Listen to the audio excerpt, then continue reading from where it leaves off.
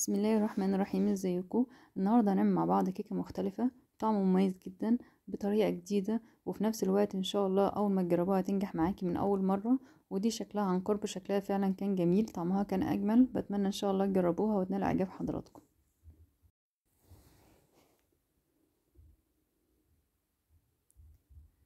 هنا دي شكلها عن قرب، لما هنقسمها كمان من النص شكلها فعلا ظريف جدا.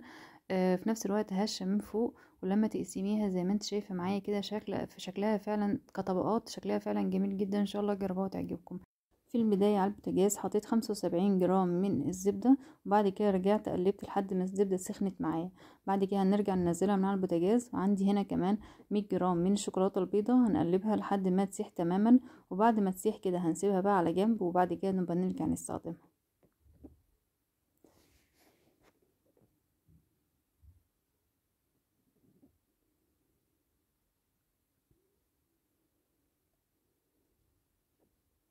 بعد كده بقية المكونات عندي. في الاول استخدمت 5 بيضات، هنفصل صفار البيض عن البياض. واهم حاجة البولة اللي هتحطي فيها بياض البيض تكون ناشفة تماما من اي مية، علشان خاطر ينجح معاكي المرنج لما نرجع نعمله.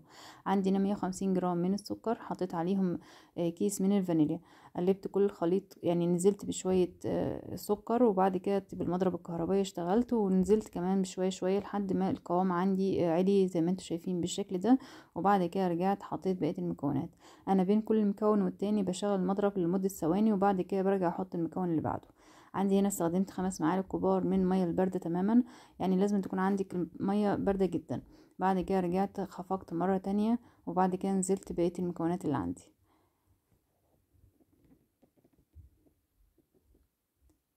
هنا الشوكولاتة بالزبدة عندي يعني اخدت حرارة المطبخ، وده اهم ما في الموضوع. بعد كده لازم نرجع هننزل كل الكمية بتاعتنا، وبعد كده زي ما قلت هنخفق لمدة ثواني، ونرجع نزود بقية المكونات. عندي 100 جرام من الدقيق المنخول. بعد كده ضفت عليه رشة ملح. وكمان هنا انا خدت بشر ليمونة كاملة، يعني ممكن يعني بالمعلقة، ممكن نص معلقة صغيرة من بشر الليمون. خفقت كل المكونات مع بعض كويس جدا. وبعد كده لحد ما اتأكدت ان الدقيق عندي اختفى، نزلت بقى ببذور الخشخاش. انا استخدمت 200 جرام. وبعد كده نزلت بكوبايتين، بعد طبعا ما خفقتهم زي ما قلت كل حاجة بخفقها لمدة ثواني، وبعد كده برجع بزود الحاجة التانية. بعد كده ضفت 2 كوب من الحليب برضو البارد جدا. وكده عندي يعني مكونات صفار البيض عندي تعتبر خلاص خلصت. هنخفق بقى مع بعض كده لمدة برضو ثواني، وبعد كده نرجع نسيبها على جنب ونحضر مع بعض بياض البيض.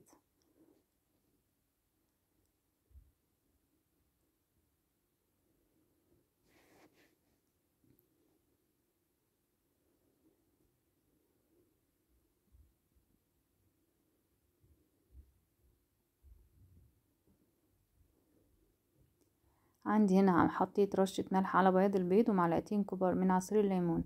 هنرجع نخفق كله مع بعض كويس جدا لحد ما المارينج عندي ارتفع تماما، وبعد كده نرجع بقى نستخدمه.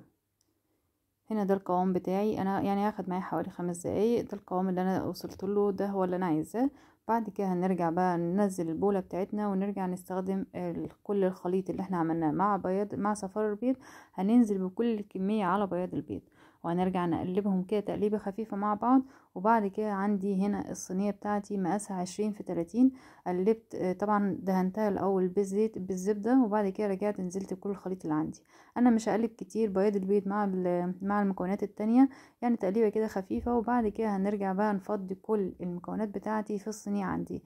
انا عندي الصينية لا هحتاج ارش فيها دي ولا اي حاجة، ده مش هيلزق معاك خالص. عندي كمان الفرن عندي شغال على درجة حرارة 160.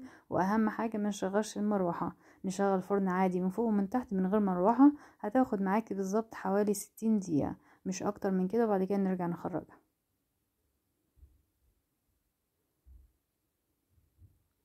بعد 60 دقيقة زي ما انتوا شايفين كده طلعت معايا مستوية تماما، وفي نفس الوقت زي ما انت شايفة عالية. لكن بعد ما تبرد هترجع تهبط شوية من فوق، وده عادي بتاعها. فما تقلقيش لما ترجع تهبط وتقولي عندي كيكة باظت، لا، الكيكة هي الطبيعي بتاعها ان هي تهبط من فوق. بعد كده هنرجع نسيبها لمدة 3 ل4 5 ساعات لحد ما تبرد تماما، وبعد كده نرجع نقطعها ونقدمها.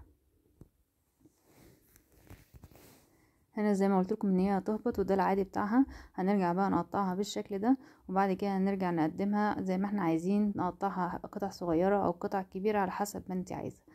وبعد كده نرجع نقدمها، وبالهنا والشفا على قلوبكم. بتمنى يكون فيديو النهارده نال اعجاب حضراتكم، وان شاء الله استنوني في فيديو جديد بوصفة جديدة.